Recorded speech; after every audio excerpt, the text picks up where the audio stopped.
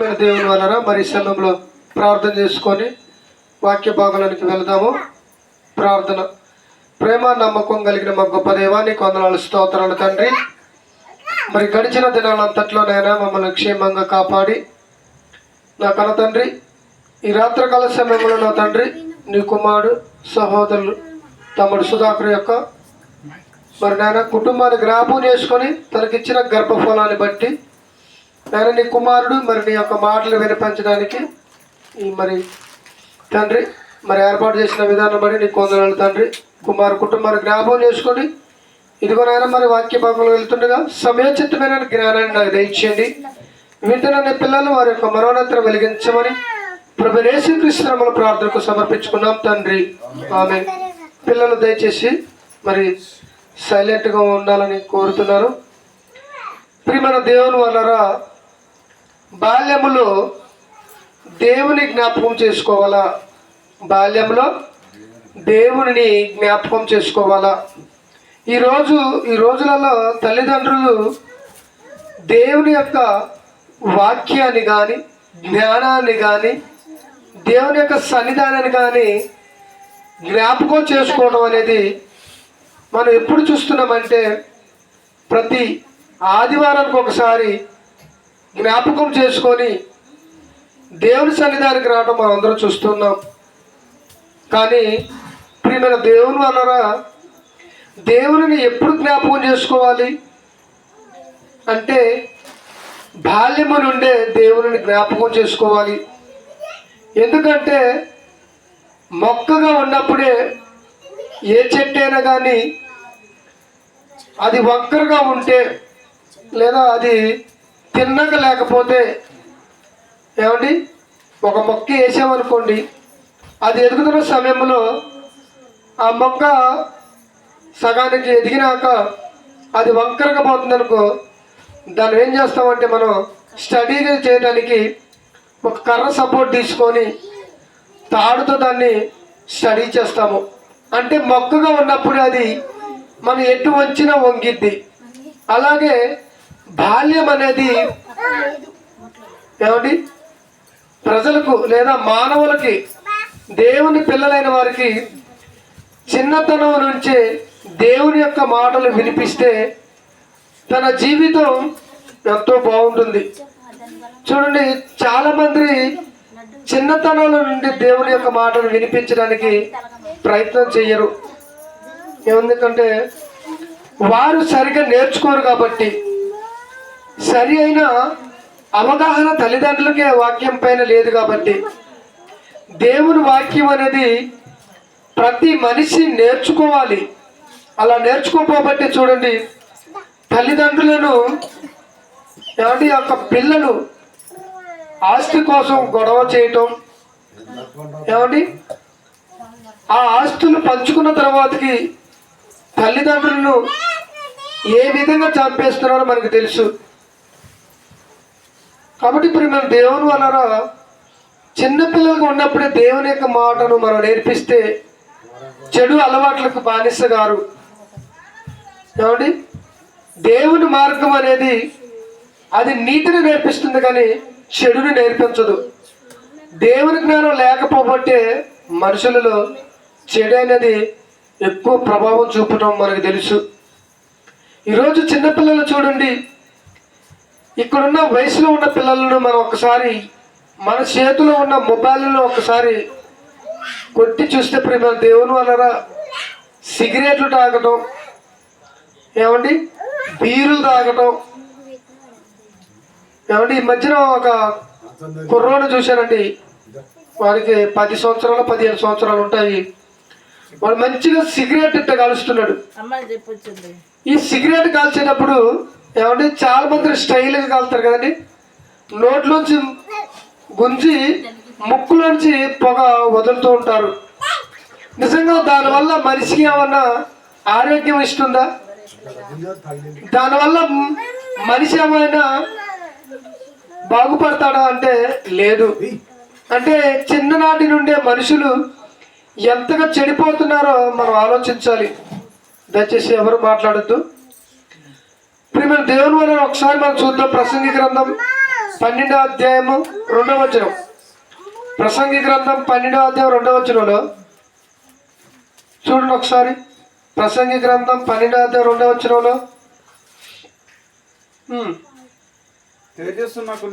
తేజస్సునకును సూర్య చంద్ర నక్షత్రములకును చీకటి కమ్మకు ముందే వాన వెలిచిన తర్వాతకి మేఘములు మరలా రాకముందే నీ బాల్య దినములందే నీ సృష్టికర్తను అంటే జ్ఞాపకం తెచ్చుకోమంటున్నాడు. బాల్య దినములను ఎందుకయ్యా సృష్టికర్తను జ్ఞాపకం చేసుకోవాలంటే ఏమండి ఆ బాల్యతనంలో నుండేనండి మనిషి గాడి తప్పుతున్నాడు. ఏమండి ఇప్పుడు చూడండి, ఇక్కడంతా పిల్లలంతా ఒక చోట కూడుకొని ఒకరికి తెలియకుండానే ఏ మాటలు పడితే ఆ మాటలు పలుకుతూ ఉంటారు. అవును కదండి.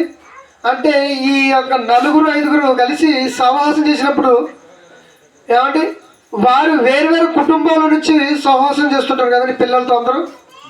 కొంతమంది భక్తి పిల్లలు ఉంటారు, కొంతమంది భక్తిహీనులు ఉంటారు, కొంతమంది దేవుని అసలు ఎరగని వారు ఉంటారు. ఇలాంటి పిల్లలందరూ కలిసి ఒక చోట ఉన్నప్పుడు ఆ తల్లిదండ్రి కుటుంబంలో ఏవైతే మాట్లాడుకుంటారో ఏమండి వాళ్ళు మంచి మాట్లాడుతారు, చెడు మాట్లాడతారు. ఇదే మనం అనుకోండి భక్తులు కాబట్టి మనం గబుక్కున బూతులు ఆడటానికి ఇష్టపడం కదండి. బూతులు ఆడటం అనేది అదొక పాపం కాబట్టి మనం మాట్లాడం. అదే పిల్లలు అనుకోండి, తల్లిదండ్రులు ఇద్దరు తిట్టుకున్నప్పుడు, అరుచుకున్నప్పుడు, వాళ్ళు కొట్టుకునేటప్పుడు ఆ పిల్లలు ఏ అయితే మాటలు వింటారో వాటినే బయటకు వచ్చి ఆ పిల్లలతో ఆడుకునేటప్పుడు వారి మధ్య ఘర్షణ జరిగినప్పుడు చూడండి బూతు మాటలు మాట్లాడుతుంటారు. ఏమండి చిన్నతనంలోనే ఏమండి వారికి కోపం వచ్చినప్పుడు తమ ఎదుటి పిల్లలు కొట్టడానికి ప్రయత్నిస్తున్నారు. అవునా కదా.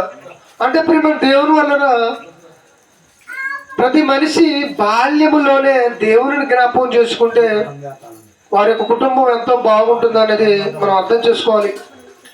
ఒకసారి చూడండి రాజుల 2వ గ్రంథము 2వ అధ్యాయం 23వ వచనం చూద్దాం ఒకసారి. రాజుల 2వ గ్రంథము 2వ అధ్యాయం 23వ వచనం ఒకసారి చూడండి. ప్రియమైన దేవుని వలన చదవండి. 2వ అధ్యాయం 23వ వచనం. ఇక్కడ ఒక వ్యక్తి గురించి చెబుతున్నాడు దేవుడు. రాజుల 2వ గ్రంథం 2వ అధ్యాయం 23వ వచనం. అక్కడ నుండి అతడు బెతేలునకు ఎక్కి వెళ్ళెను. అతడు త్రోవను పోవుచుండగా బాలురు పట్టణంలో నుండి వచ్చి బోడివాడ ఎక్కడికి పోము బోడివాడ ఎక్కి పొమ్మని అతనిని చూసారండి. ఎవరిని అంటే ఒక దైవజనుడును. కాబట్టి ఇశ్రాయేలులు దైవజనులకు ఉన్న వాళ్ళు ఏం చేస్తారంటే దేవుడికి మొక్కుబడి చేసుకుంటారు. అంటే దేవునికి తలనీలాలు ఇవ్వటం. మనం కూడా చూడండి దేవునికి తలనీలాలు ఇస్తుంటాం. ఏమండి పురుషులు కానీ స్త్రీలు కానీ. ఇప్పుడు స్త్రీలు తల వెంట్రుకలు అంటే కనీసం ఏమండి సగరంగానే పనికొస్తాయి. మరి పురుషులవి నీకే పనికిరాని నీ నెత్తి మీద బొచ్చు దేవుడికి ఏమైనా పనికొస్తుందా? ఆలోచించండి. ఏమండి చిక్కెంటుకలు అమ్ముకోవడానికి వస్తున్నారు కదా, చిక్కెంటుకలు అమ్ముకొస్తారు కదా. నీ నెత్తిని గుండుకోకిచ్చుకొని ఒకసారి వాళ్ళకి ఇవ్వండి, తీసుకుంటారా? పురుషులు తీసుకుంటారండి. మాకెందుకమ్మా ఈ పనికిరావని ఆడి భార్యత్తారు. సరే మంగళసాపు కాడికి పోయి అక్కడ అడిగి చూడండి, ఒక 10 మంది పురుషులు ఏమండి ఉదయం నుంచి సాయంత్రం దాకా చాలా మంది గుండు కొట్టించుకున్నారు ఉంటారు కదండి. మంగళసాపు పోయి ఆ బొచ్చామని వాడికి ఏమైనా ఉపయోగపడిద్దాం అడగండి, అతను కూడా పనికిరాదు. అంటే ఇప్పుడు మేము దేవుని వలన మనుషులకి మనకే ఉపయోగపడింది. మన నెత్తి మీద ఎంటుకలు, మన నెత్తి మీద ఈ జుట్టు దేవుడికి ఏమైనా ఉపయోగపడుతుందా? దేవుడికి ఏమైనా లాభం కలిగిస్తుందా? ఇటు చూడాలి. తమ్ముడు ఒకసారి ఆ చెల్లి తీసుకున్నావు. ఇప్పుడు మేము దేవుని వలన ఆలోచించాలి. మనకే పనికి రానప్పుడు దేవుడికి ఏమాత్రం ఉపయోగం ఉంటుంది చెప్పండి? అదొక భక్తి అనుకుంటున్నారు మనుషులు. తలనేలాలు ఇవ్వటం. ఏమండి దేవుడి నమ్మని వాళ్ళు అన్యులు అనుకున్న వాళ్ళు చేయడంలో తప్పులేదండి, వాళ్ళ గురించి పక్కన పెట్టండి. క్రైస్తవులైన మన వాళ్ళు తలనేలాలు ఇవ్వడానికి కర్ణగిరి పోతున్నారు, అటుపోతే బుడదలు పోతున్నారు. ఏమన్నా ఆ నీలాలు ఇవ్వడం దేవునికి ఏమైనా ఉపయోగం ఉందా? నాన్న నీ ఎంటుకలు నాకు ఇవ్వడం వల్ల మరి నాకు మేలు కలుగుతుంది, ఒక మనిషి మారిండు అని దేవుడు ఏమన్నా బైబిల్లో సర్టిఫికేట్ ఏమైనా ఇస్తుందా? లేదు ప్రియమైన దేవుని వల్ల. కొంతమంది ఏమో ఊదుబత్తీలు ముట్టిస్తుంటారు, ఏమండి, ఇంకొంతమంది ఏమో కొవ్వొత్తులు ముట్టిస్తుంటారు. అంటే ప్రియమైన దేవుని వల్ల ఇక్కడ ఒక దైవజనుడు దేవునికి తలనీలాలు ఇచ్చి వస్తుంటే ఆ దేవుని నమ్మని అన్య జనులైన వారు బోడివాడ అని కేకలు పెట్టి అవమానపరుస్తున్నారు. అప్పుడు ఏమంటున్నాడు ఆ దైవజనుడు? చదువు. అతడు వెనకకు తిరిగి వారిని చూచి యెహోవా నామమును బట్టి వారిని శపించాడంట. చూసారండి, యెహోవా నామమును బట్టి శపించగల ఏం జరిగింది అండి? 2 ఎలుగుబంట్లు వచ్చి ఆ పిల్లలందరినీ చంపేస్తాయండి. ఒక దైవజనుడిని పొరపాటును కానీ ఇప్పటికైనా కానీ చూడండి, మీరు ఒక దైవజనుడు పొరపాటును ఏ మాటలు అనమాకండి మీరైనా కానీ. ఎందుకంటే దైవజనుడు అంటే దేవుడు ఏర్పాటు చేసుకున్నవాడు. ప్రేమ దేవుడు ఆ రోజు అప్పటికప్పుడే శిక్ష అనేది విధించిండు దైవజనుడు. కానీ ఇప్పుడు అలా లేదనుకోండి, కొంత టైం పట్టింది. కాబట్టి ప్రేమ దేవుని వలన ఒక దైవజనుడి గురించి దేవుని నమ్మని పిల్లలు ఏ విధంగా మాట్లాడుతున్నారో, ఏ విధంగా హేళన చేస్తున్నారో ఆలోచించాలి. అంటే వారిలో కనుక దేవుడి మాట్లాడినాయంటే ఒక దైవజనుడు పోతున్నాడు, ఒక దేవుని దాసుడు పోతున్నాడు అని ఒక భయం వాళ్ళలో ఉంటుంది. కానీ వారిలో భయం ఉందా? లేదు ప్రేమ దేవునిలో. మరొక మాట చూద్దాం ఈ సమయంలో. కీర్తన గ్రంథం 71వ అధ్యాయం 5వ వచనం. కీర్తన గ్రంథం 71వ అధ్యాయం 5వ వచనంలో ఇక్కడ ఒకసారి చూడండి.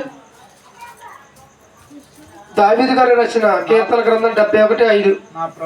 నా ప్రభువా యెహోవా నా నిరీక్షణాస్పదము నీవే, బాల్యము నుండి నా ఆశ్రయం. చూసినండి, బాల్యము నుండి ఆశ్రయించిండు ఎవరు? దావీదు గారు. మరి నువ్వు ఎప్పుడు ఆశ్రయించుతావు దేవుని?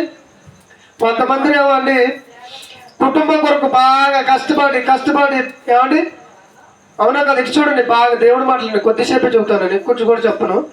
ఏమండి, కుటుంబం కొరకు బాగా కష్టపడతాడండి 60 సంవత్సరాలు వచ్చిందాక.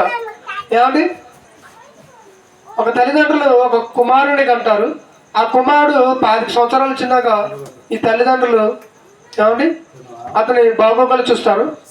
ఆ 25 సంవత్సరాలు వచ్చిన తర్వాతకి 25 కానీ 30 కానీ లేదా 20 కానీ పెళ్లి చేసినప్పుడు ఇతను పెళ్లి చేసుకున్నాడు, భార్య వచ్చింది.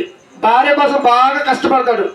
ఆ భార్య భర్తల మధ్య దాంపత్య మధ్యలో ఒక 2 కుమారులు పడతారు. ఇప్పుడు వీళ్ళిద్దరి కోసం కష్టపడ్డానా, ఇంకిద్దరు తోడేసరికి ఎంతమంది మొత్తం 3, ఈయన ఒక 4. 4 కోసం బాగా కష్టపడాలి. ఈ 4 కోసం కష్టపడి వాళ్ళకి పెళ్లిళ్ళు చేస్తాడు. వాళ్ళ మనవలు పెద్ద అయినాక కష్టపడుతూనే ఉంటారు. లాస్ట్కి ఎప్పుడు వస్తాడు దేవుడు కాడికి అంటే 70 సంవత్సరాలు 80 సంవత్సరాలు. అంటే తాను నడవలేని పరిస్థితుల్లో ఉన్నప్పుడు దేవుడి సన్నిధానికి వస్తాడు. అప్పుడు అవసరం అండి. అప్పుడు దేవుని జ్ఞాపకం చేసుకుంటున్నారు చాలా మంది. కొంతమంది 60లో జ్ఞాపకం చేసుకుంటున్నారు, కొంతమంది 30లో జ్ఞాపకం చేసుకుంటున్నారు. కానీ దావీదు గారు ఎప్పుడు జ్ఞాపకం చేసుకుంటున్నాడంట? బాల్యములో నుండి దేవుని జ్ఞాపకం చేసుకోవాలి మనం. అప్పుడే మన కుటుంబాలు కట్టబడతాయి దేవునిలో, అప్పుడే మన కుటుంబాలు బాగుంటాయి, అప్పుడే మన కుటుంబంలో మన పిల్లలు ఏమండి తల్లిదండ్రులు కూడా మిమ్మల్ని మీ బాగోగులను ఎరుగుతున్నారు వాళ్ళు. అదే బాల్యంలో దేవుని వాక్యం లేదనుకోండి, నువ్వు చెప్పిన మాట వింటాడా? ఇప్పుడు ఒక 60 వచ్చినాయి, నువ్వు లేవలేని పరిస్థితిలో ఉంటావు, మంచం మీద ఉంటావు, నానాన్ని పిలుస్తావు, ఏమండి అదో ఇదో ఏదో ఒకటి చెబుతూనే ఉంటావు. వాడికి సిరాకు వచ్చి నీకేం పర్లేదు ఓకే ఏదో ఒకటి చెబుతున్నావు అన్నప్పుడు. కాబట్టి అదే మనమైతే చిన్నపిల్లలుగా మనం కంటాం కదండి, అప్పటి నుంచి వాడు 2కు పైన 1కి పైన ఎన్నిసార్లు పోతాడండి? 2కి ఎన్నిసార్లు పోతాడు, 1కి ఎన్నిసార్లు పోతాడు, ఎంత సికాకు చేస్తాడు, ఏడుతుంటాడు, ఇబ్బంది పెడతాడు. మనం ఎప్పుడైనా అన్నామండి ఈయన అనవసరంగా కన్నాను, వీడిని కనకుండా బాగా అంటామా? వాడు ఎన్ని ఇబ్బందులు పెట్టినా కానీ చిన్నతనంలో ఎంత బాగా చూసుకుంటాం. అదే వాడి పెద్ద మనల్ని చూడమంటే మనల్ని చూడు అంటే వాడికి నువ్వేం చేసినావంటే దేవుని జ్ఞానాన్ని నేర్పకుండా నువ్వే పాడు చేసినావు. అందుకనే వాడు పెద్దయినాక నిన్ను ఏం చేస్తున్నాడు? నీ మాటలు వినకోకుండా నిన్ను ఇబ్బంది పెడుతున్నాడు. కాబట్టి ప్రేమ దేవుని ఆలోచించాలి. సామెతల గ్రంథం 20వ అధ్యాయం 21వ వచనం. సామెతల గ్రంథము 20వ అధ్యాయము 11వ వచనం చదవాలి. సామెతల గ్రంథం 20వ అధ్యాయం 11వ వచనం. బాలుడు సహితము తన నడవడి బాలుడు సహితము తన నడవడిని శుద్ధమైనదో కాదు యథార్థమైనదో కాదు తన చేష్టల వలన తెలియజేయును. చూసారండి, తన యొక్క చేష్టలు అంటే తన యొక్క ప్రవర్తన వలన అతడు మంచివాడ చెడ్డవాడు అనేది తెలిసిపోయింది మనుషులకు. వాడు పొద్దులేత బూతులు ఆడుతున్నాడు, పొద్దులేత సిగరెట్లు తాగుతున్నాడు, పొద్దులేత క్వార్టర్ సీసాలు తాగుతున్నాడు అనుకో, వాడి ప్రవర్తన బట్టి అర్థమైంది వీడు మంచోడు కాదు నా నాయన అని. అంటే ప్రియమైన దేవుని వలన చిన్నతనంలో నుంచి పాడైపోతున్నారు సమాజం. ఈరోజు సమాజం చూడండి, ఈ పల్లెటూరులో కాబట్టి మీకు అర్థం కావట్లేదు కానీ అదే కొన్ని దేశాలలో చూడండి, ఆ వయసులో ఉన్న వాళ్ళకి బీర్లు అలవాటు చేస్తున్నారు తల్లిదండ్రులు.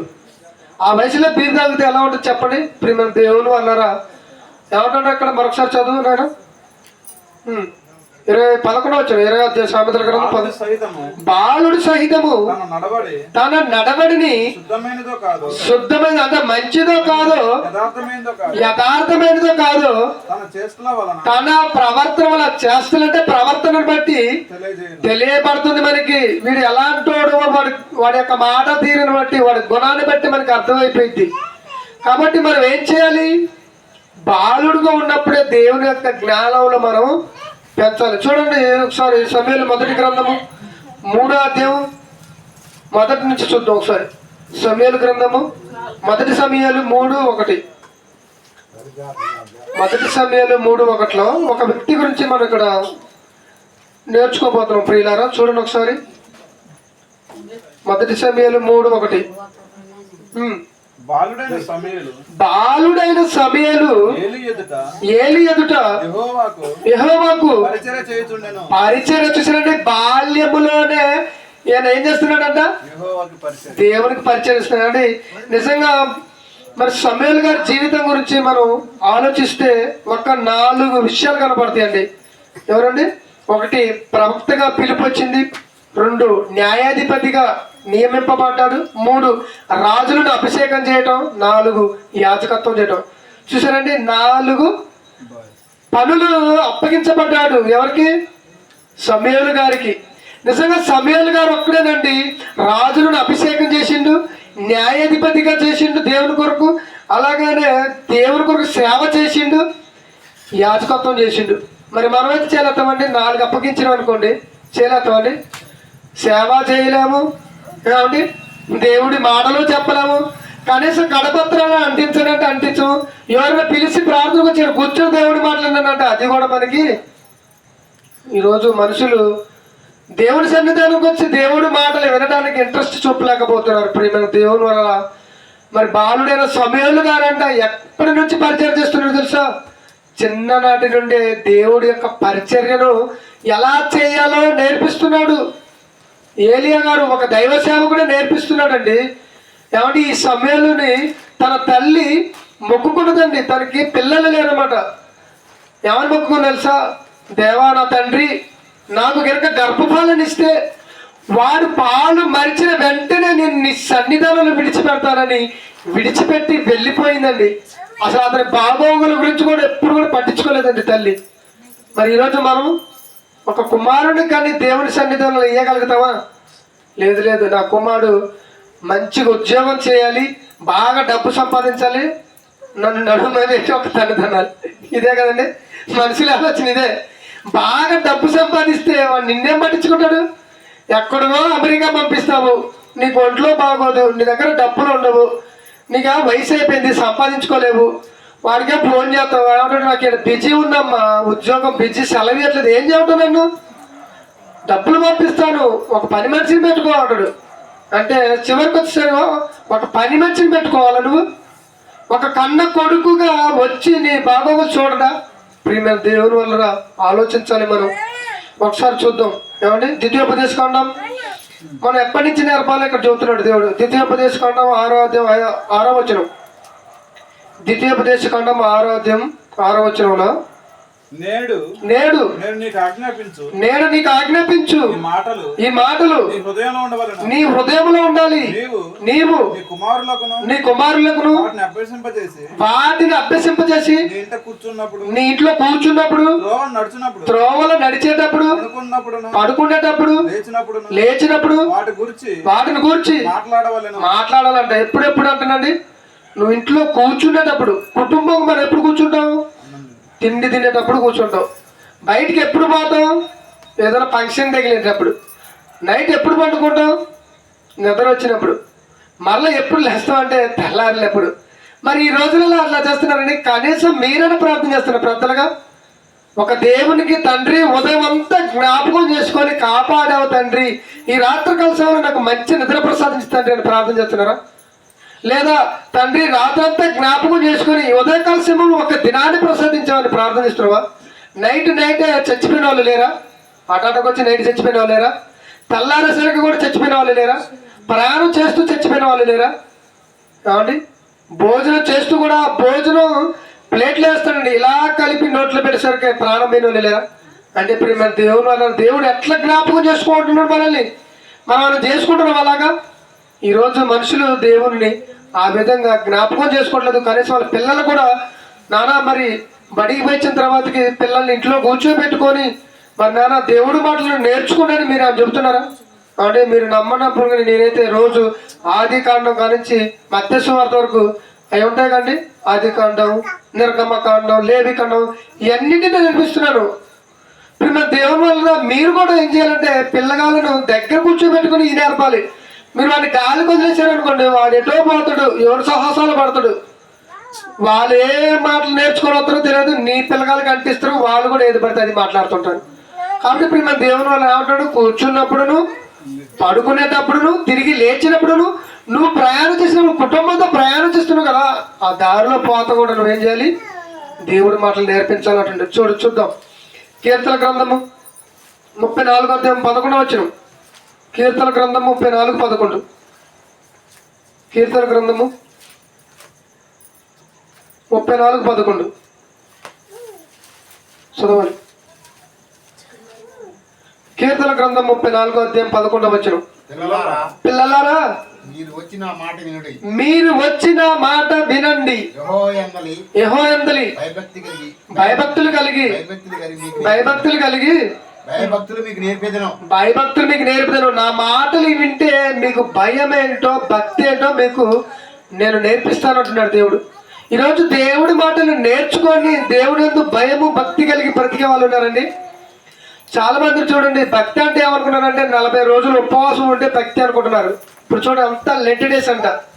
ఏమంటే లెట్ డేస్ చేసే వాళ్ళు యేసుక్రీస్తు వారు బైబిల్ గ్రంథంలోకి వెళితే మన మైండ్ పోయింది అసలు. ఆయన కనీసం మంచినీళ్ళు కూడా తాగల. మరి ఈరోజు నైట్ పూట చూడండి ప్రార్థనలు కూడుకుంటారు కదా 40 రోజులు చేసే భక్తి.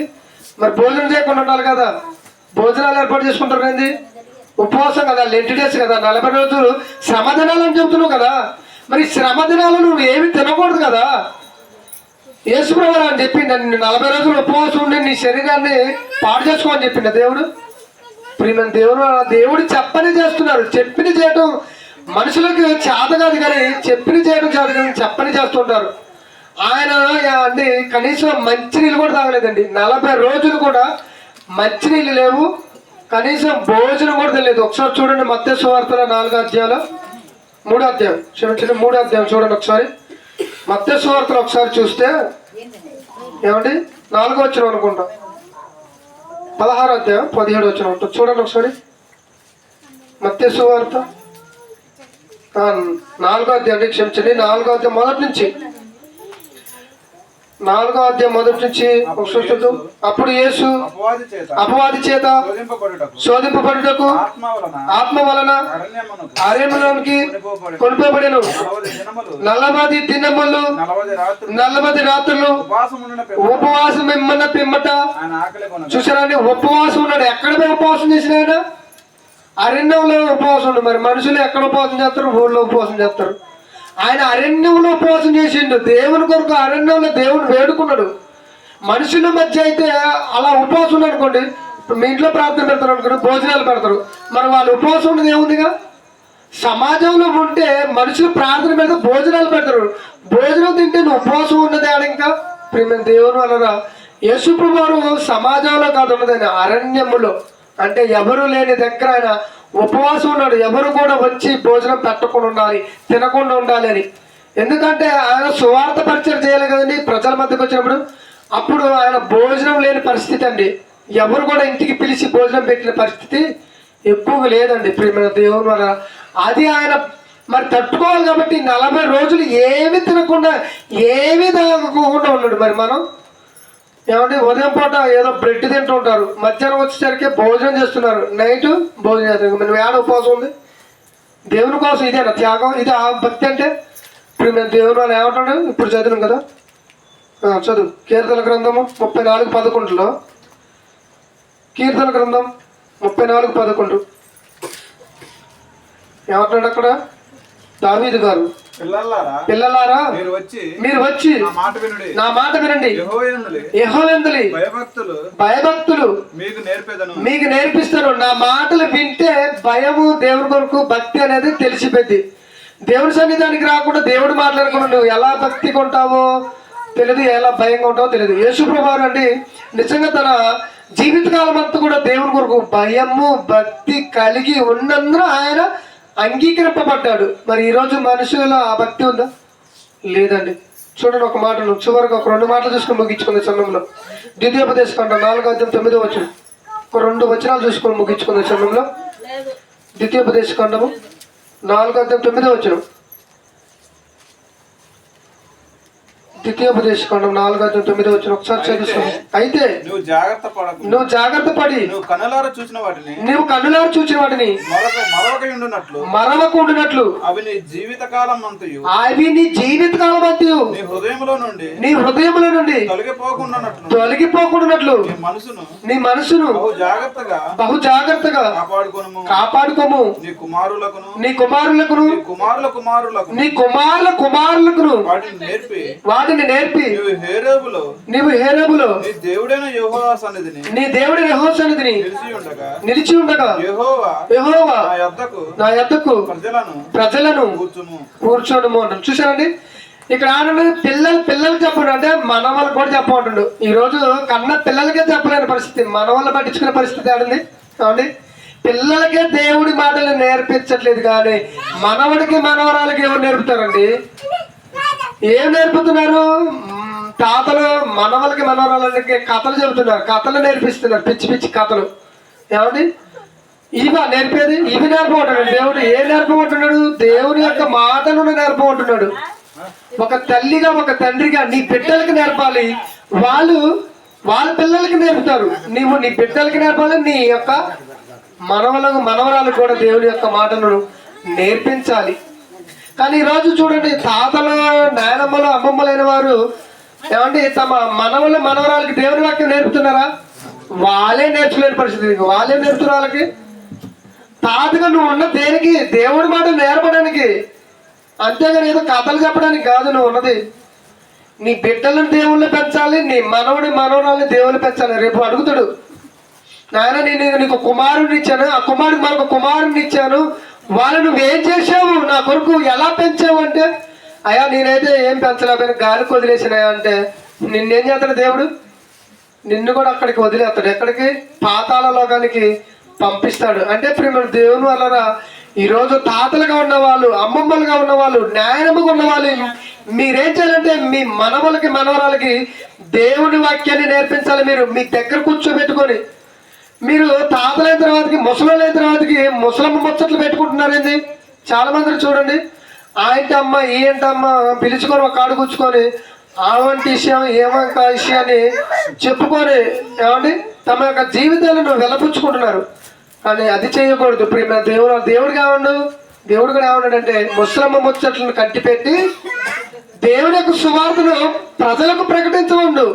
కానీ ఈరోజు చూడండి ముసలమ్మలైన వాళ్ళు ఏమంటే తీరగా టీవీ దగ్గర కూర్చొని హాయిగా ఏమంటే ఒక కొడుకు ఒక ముద్ద పెట్టింది తిని ఏమంటే ఆ చెడు అలవాట్లు అంటే నువ్వు సుట్ట తాగేవాళ్ళు, బీడీ తాగేవాళ్ళు, అవి దాచుకొని ముద్ద తిని టీవీ ఎదురుగా కూర్చొని కూర్కు పాటలు వచ్చినప్పుడు పోయి మచ్చలు పడుతుండవు. ఇదేనా నీ జీవితం?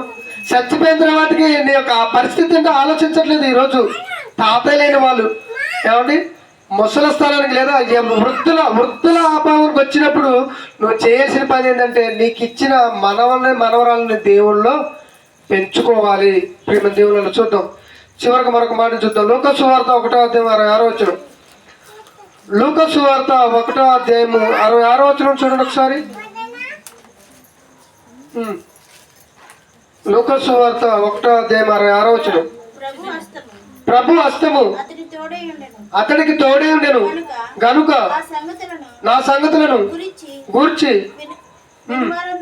విని వారందరూ నీ బిడ్డలు ఎరుగును, నీ బిడ్డ ఎలాంటి వాడగునని అని వాటిని మనసులో ఉంచుకున్నారు. ఎవరి గురించి అంటే బాప్తీసం ఇచ్చే యోహాను గారి గురించి చెబుతున్నారు వాళ్ళు. నీ బిడ్డ పెద్దవాడైతే ఎలాంటి వాడు అవుతాడంటే ఒక గొప్ప దైవజనుడిగా మారిండు బాప్తీసం ఇచ్చే యోహాను గారు. ఏమంటే నిజంగా ఆ బాప్తీసం ఇచ్చే యోహాను గారి యొక్క తల్లి తండ్రి కూడా ఎంత భక్తులు కాకపోతే ఆయన ఒక దైవజనుడిగా మారడండి. ప్రేమ దేవుని వల్ల ఒక దైవజనుడిగా మారాలంటే తల్లిదండ్రుల చేతుల్లోనే ఉందండి. మీరే చిన్ననాటి నుండి దేవునిలో పెంచితే వాళ్ళు ఒక రోజు దైవజనుడిగా మారుతాడు. కానీ ఈరోజు తల్లిదండ్రులు ఏం చేస్తున్నారు? ఒక డాక్టర్ చేయాలని ఆలోచిస్తున్నారు, కొంతమంది పోలీసుని చేయాలని, కొంతమంది కలెక్టర్ని చేయాలని, కొంతమంది అమెరికా పంపించి ఏమంటే మంచి జాబు రావాలని కోరుకుంటున్నారు. కానీ ప్రేమ దేవుని వల్ల ఒక దైవజనుడు కావాలని కోరుకునే వాళ్ళు ఎవరున్నారు ఈరోజు? ఒక దైవజనుడు అయితే నీ కుటుంబం ఎంత బాగుంటుంది తెలుసా? ఒక దైవజనుడు ఉన్న కుటుంబం నిజంగా దేవుడు మరి ఎంతగా ఆలోచిస్తాడో ఆలోచించిన ప్రేమ దేవుడు ఆ కుటుంబం వలన ఎంతమంది రక్షించబడుతున్నారు. అవునా కదండి? ఈరోజు మీరందరూ ఇక్కడ కూర్చున్నారంటే నా వల్లనే కదండి. అంటే ప్రేమ దేవుని వల్ల ఒక దైవజనుడు 10 మందికి దేవుని యొక్క మాటలు చెప్పి 10 మందిని దేవుళ్ళు నడిపిస్తున్నాడు అంటే దానికి కారణం ఎవరు? దాని వెనకాల ఎవరున్నట్టు? తల్లిదండ్రులే. కాబట్టి ప్రేమ దేవుని వలన తల్లిదండ్రులుగా మీరు ఏం చేయాలి? ఒక తాతయ్యగా నువ్వేం చేయాలంటే నీ మనవుని దేవునిలో పెంచాలి. అలా పెంచగలిగినప్పుడే దేవుడికి ఎంతో మహిమ వస్తుంది. చూడండి, యేసు ప్రభువారు ఏమండి ఏ దశలో దేవుని వాక్యాన్ని నేర్చుకున్నాడంటే అండి ఒకసారి చూడండి. చివరిగా లూకా సువార్త 2:40 లూకా సువార్త 2:40 ముగిస్తాను ఇక. లూకా సువార్త 2:40 బాలుడు అంటే జ్ఞానముతో నిండుకొనుచు ఎదిగి బలము పొందుచుండెను దేవుని దయ. చూసారండి, దేవుడు అంట తన మీద దయ చూపుతున్నాడు. ఎవరైనా యేసు ప్రభువారు. యేసు ప్రభువారు అంటే అండి దేవుని జ్ఞానంతో నిండుతున్నాడు. ఈరోజు మనుషులు దేవుని జ్ఞానాన్ని నింపుకోవట్లా, చెడు జ్ఞానాన్ని నింపుకుంటున్నారు, దుష్కార్యాలను నింపుకుంటున్నారు తమ హృదయములో. ఏమండి? కానీ యేసు ప్రభువు అంట దేవుని జ్ఞానాన్ని పొందుకుంటున్నాడు. మరి మనం ఏమండి ఇంకేమంటున్నాడు చూద్దాం. చివరి వచ్చిన చూడండి ఒకసారి 50 జ్ఞానమందును వయస్సు యందును దేవుని దయ యందును మనుషుల దయ యందును వర్ధిల్లుచున్నాడు. ఈరోజు మనుషులు అందరూ ఏమంటే తమ పిల్లలు దేవుని జ్ఞానంలో పెంచితే మనుషుల దయ వాళ్ళకి వస్తుంది, దేవుని దయ వస్తుంది, తల్లిదండ్రుల దయ వస్తుంది. ఏమంటే చాలా మంది తల్లిదండ్రులు తమ పిల్లలు వాళ్ళని సరి అయిన మార్గంలో పెంచినప్పుడు తల్లిదండ్రులు పిల్లలు బాధ పెట్టినప్పుడు వాళ్ళు ఏదన్నా దూషించారు అనుకోండి, ఏమండి తల్లిదండ్రులు బాధపడే కదండి. వాళ్ళు వృద్ధాప్య దశలోకి వచ్చినప్పుడు వాళ్ళ కన్నా పిల్లలు వాళ్ళని సరిగా పట్టించుకున్నప్పుడు ఏదైనా ఒక మాట అన్నాడు అనుకోండి, ఆ మాట జరిగిద్దండి ఖచ్చితంగా. ఏమండి తల్లిదండ్రులను ఎవరైతే బాగా వృద్ధాప్య దశలోకి వచ్చినప్పుడు చూసుకుంటారో వాళ్ళు దీర్ఘాయుష్మంతుడు అన్నాడు దేవుడు. అంటే నీ జీవితకాలం అంతా నువ్వు దీర్ఘాయుష్మంతుడికి బ్రతకాలంటే నీ తల్లిదండ్రులు నువ్వేం చేయాలి? చూసుకోవాలి. ఏమండి కానీ వీళ్ళేమంటారంటే పెళ్ళైనప్పుడు ఏమని తీర్చుతారు? నువ్వు నిండు 100 ఏళ్ళుగా బ్రతకాలి అంటాడు. ఏమంటే నువ్వు ఆశీర్వదించినంత మాత్రం అన్ని సంవత్సరాలు బ్రతుకుతాడండి? బ్రతకరు. ఎప్పుడు బ్రతుకుతారంటే తల్లిదండ్రులు ఎప్పుడైతే ఏమంటే ఈ పిల్లలైన వాళ్ళు పట్టించుకుంటారో వాళ్ళ బాగోగులు చూసుకుంటారో అప్పుడు దీర్ఘాయుష్మంతుడిగా భూమి మీద ఎక్కువ కాలం బ్రతుకుతారు. ఎప్పుడైతే తల్లిదండ్రులు పట్టించుకోవాలనుకో ఏమంటే వాళ్ళ యొక్క శాపం వీళ్ళ మీద పడి వాళ్ళ పిల్లల మీద పడిపోద్ది. అప్పుడు వాళ్ళు దీర్ఘాయుష్మంతులు కాదు, మధ్యలోనే తుంచివేయబడతారు. కాబట్టి ఇప్పుడు మేము దేవుని వలన బాల్య దశలో ఉన్నప్పుడు దేవుని వాక్యాన్ని పొందుకునే విధంగా మనం ఏం చేయాలి? నేర్పించాలి పిల్లలకు. అలా ఎప్పుడైతే నేర్పించుతారో అప్పుడే వారి యొక్క కుటుంబం బాగుంటుంది. ప్రేమ దేవుని వలన ఆలోచించండి ఒకసారి. ఏమండి, మరొక మాటను చూసుకుందాం. మన అక్కయ్య గారు వచ్చారు కాబట్టి మరొక మాటను చివరిగా చూసుకుని ఈ సమయంలో ముగించుకుందాం. అదే లూకా సువార్త 2వ అధ్యాయము 44వ వచనం. లూకా సువార్త 41 నుంచి చూద్దాం. లూకా సువార్త 2:41లో ఏమండి? పస్కా పండుగప్పుడు ఆయన యొక్క తల్లిదండ్రులు ఏటేట యెరూషలేమునకు వెళ్ళిచుండేవారంట. ఆయన 12 ఏళ్ల వాడైనప్పుడు పండుగ ఆచరించడానికి వాడుకు చొప్పున వారు యెరూషలేమునకు, చూడండి, బాలుడుగా ఉన్నప్పటి నుంచే మందిరానికి తీసుకెళ్తున్నారు. మరియమ్మ, యేసోపు. ఎవరిని? యేసుక్రీస్తు ప్రభువారిని. ఈరోజు తల్లిదండ్రులు పిల్లల కన్న తర్వాతకి వాళ్ళు బాలుడుగా ఉన్నప్పుడు లేదా పసిపిల్లలుగా ఉన్నప్పుడు మందిరానికి వెళ్తారండి? వెళ్ళరు. వాడికి 1 సంవత్సరం వచ్చిందాక లేదా పాలు మరిచిందా కూడా దేవుని మందిరానికి వీలు పోరు. వాళ్ళు పిల్లల్ని కూడా తీసుకొని రారు. కానీ వీళ్ళు ఏం చేశారంట? యేసుక్రీస్తు యొక్క తల్లిదండ్రులు ఏమంటాడు అక్కడ చూడండి ఒకసారి. బాలుడు ఏమన్నాడు? పస్కా పండుగ ఆయన తల్లిదండ్రులు ఏటేటా యెరూషలేమునకు వెళ్ళుచుండగా ఆయన 12 సంవత్సరాలు ఉన్నప్పుడు ఆ పండుగను ఆచరించుటకై వాడుకు చొప్పున వారు యెరూషలేమునకు వెళ్ళిరి. ఆ దినమును తీరిన తర్వాతకి వారు తిరిగి వెళ్ళుచుండగా బాలుడైన యేసు యెరూషలేములో నిలిచెను. ఆయన తల్లిదండ్రులు ఆ సంగతి ఎరుగక ఆయన సమూహంలోనే ఉన్నాడని తలంచి ఒక దినము ప్రయాణం చేసి వెళ్ళిపోయారు. ఎక్కడికి వెళ్ళిపోయారంటే ఇతను ఇంకా జనసమూహంతోనే కలిసి వెళుతున్నాడు అట్టింది అనుకొని తల్లిదండ్రులు విడిచిపెట్టిపోతే ఆయన ఎక్కడున్నాడంటే మందిరంలో ఉన్నాడు. యెరూషలేము మందిరంలో ఉండి శాస్త్రులను పరిశీలను ప్రశ్నలు వేస్తున్నాడు. వారి యొక్క భక్తి విధానాన్ని తెలుసుకుంటున్నాడు. మీ భక్తి సరైనది కాదు అని చెప్పడానికి ప్రయత్నం చేస్తున్నాడు. ఈరోజు 12 సంవత్సరాలు వచ్చిన బాలుని చూడండి, దేవుడి మాటలు మాట్లాడు. ఏం మాట్లాడుతాడు? బూతు మాటలు, సినిమా మాటలు, పోకిరి మాటలు, ఇలాంటి మాటలు మాట్లాడుతుంటారు కదండి. 12 ఏటా వచ్చినప్పుడు యేసుక్రీస్తు దేవుని యొక్క మాటలను సమాజానికి తెలియజేస్తున్నాడు. 12 సంవత్సరాలు అంటే ఎంత ఉంటాడండి? ఇప్పుడు మన సుధాకర్ మిమ్మాయికి ఎన్ని సంవత్సరాలు? 8 ఏళ్ళు 9 అంట. అంటే ఇంకొక 4 సంవత్సరాలు అయితే 12. ఆ వయసులో ఉన్నప్పుడు యేసు ప్రభువారంట దేవుని యొక్క జ్ఞానాన్ని జనాలకి, ప్రజలకు తెలియజేస్తున్నాడు. మరి ఈరోజు 12 సంవత్సరాలు వచ్చిందంటే అసలు దేవుని వాక్యం వచ్చిందండి. 30 సంవత్సరాలు 40 సంవత్సరాల నుంచి దేవుని మందిరానికి పోతాడు.